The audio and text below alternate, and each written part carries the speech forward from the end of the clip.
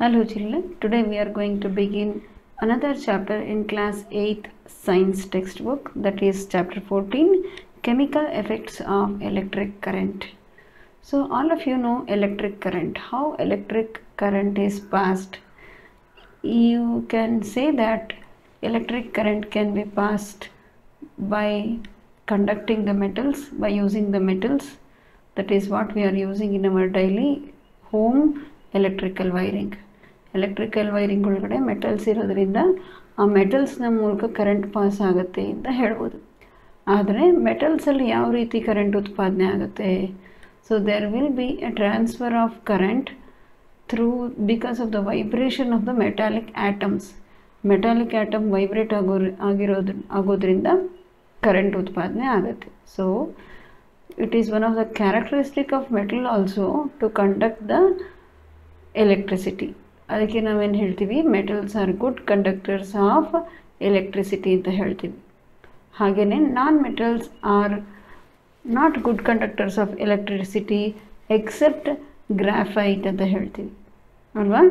Graphite is A good conductor. ನೀವೆಲ್ಲ pencil ತುದಿಗೆ wire ಸುತ್ತಿ ಬಲ್ಬಿಗೆ ಕನೆಕ್ಟ್ ಮಾಡಿ ಎಲ್ಲ ಎಕ್ಸ್ಪೆರಿಮೆಂಟ್ ಮಾಡಿರ್ತೀರ ಅಲ್ವಾ. ಸೊ ಅದೇನಾಗುತ್ತೆ, bulb will glow because graphite is conducting the electricity. So ಅದ್ರ ಬಗ್ಗೆ ನೆಕ್ಸ್ಟ್ ಮುಂದೆ ಹೋಗ್ತಾ ತಿಳ್ಕೊಳ್ಳೋಣ ಈ ಚಾಪ್ಟ್ರಲ್ಲಿ. But in this chapter to begin with ಏನು ಕಲಿಬೇಕಿದ್ರಲ್ಲಿ? So we are going to learn many things here in this chapter, that is how the electric current is conducted. Electric current conduct ಆಗಬೇಕಾದ್ರೆ ಏನೇನು conditions ಇರುತ್ತೆ. Do the liquids also conduct electricity. So liquid ಎಲೆಕ್ಟ್ರಿಸಿಟಿನ conduct ಮಾಡಿದ್ರೆ ಎಲ್ಲ liquids electricity conduct ಮಾಡುತ್ತಾ, ಅಥವಾ ಕೆಲವು ಯಾವ್ಯಾವ್ದು ಕಂಡಕ್ಟ್ ಮಾಡಲ್ಲ?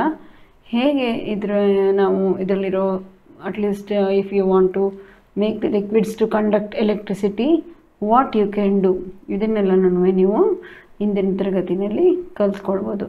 ಸೊ ಸ್ಟಾರ್ಟ್ ಮಾಡೋಣ ಅಲ್ಲ class. So let us start.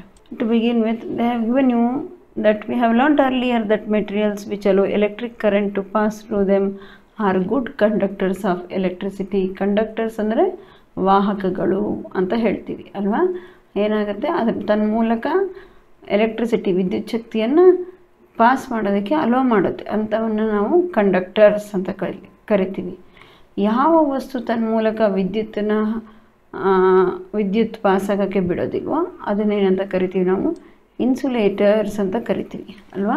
So we learned 2 words now, that is conductors and insulators. Conductors ಮತ್ತು ಇನ್ಸುಲೇಟರ್ಸ್ ಈ ಥರ 2 ವರ್ಡ್ನ ಕಲ್ತ್ಕೊಂಡ್ವಿ.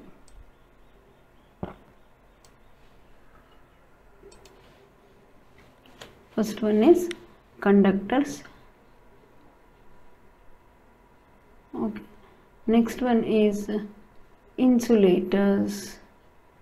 ಕಂಡಕ್ಟರ್ಸ್ ಮತ್ತು ಇನ್ಸುಲೇಟರ್ಸ್ ಇದೆರಡೂ ಆಪೋಸಿಟ್ ಅಲ್ವಾ. ಸೊ ಕಂಡಕ್ಟರ್ಸ್ ಏನಾಗುತ್ತೆ, allows the electric current pass ಆಗೋಕ್ಕೆ it allows electric current.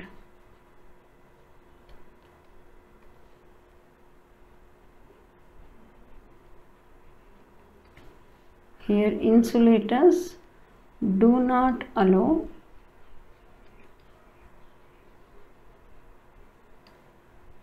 electric current ಅಲ್ವಾ. ಸೊ ನಾವು ಈ ಕಂಡಕ್ಟರ್ಸ್ಗೆ ಎಕ್ಸಾಂಪಲ್ ತೊಗೊಂಡ್ರೆ ಯಾವ್ಯಾವ ತೊಗೊಳ್ತೀರಾ? Conductors examples you can write as metals. Non ಕಂಡಕ್ಟರ್ಸ್ಗೆ ಎಕ್ಸಾಂಪಲ್ ಯಾವ ತೊಗೊಳ್ತೀರಾ? ಅಥವಾ ಇನ್ಸುಲೇಟರ್ಸ್ ಅಂತ ಅನ್ಬೋದು. ಇನ್ಸುಲೇಟರ್ಸ್ಗೆ ಎಕ್ಸಾಂಪಲ್ ವುಡ್, ಪ್ಲಾಸ್ಟಿಕ್, ಇವನ್ನೆಲ್ಲನೂ ಎಕ್ಸಾಂಪಲ್ ಆಗಿ ಕನ್ಸಿಡರ್ ಮಾಡ್ಬೋದು ಅಲ್ವಾ. ಸೊ ನಾವು ಇಷ್ಟು ನಿಮಗೆ ತಿಳ್ಕೊಂಡ್ವಿ. ಸೊ ಇದಾದಮೇಲೆ ಏನಿದೆ, so in class 6th we made a tester to test whether the particular material allows. 6th standardಲ್ಲಿ ಎಲ್ಲರೂ ಟೆಸ್ಟರ್ ಪ್ರಿಪೇರ್ ಮಾಡಿದ್ರಾ?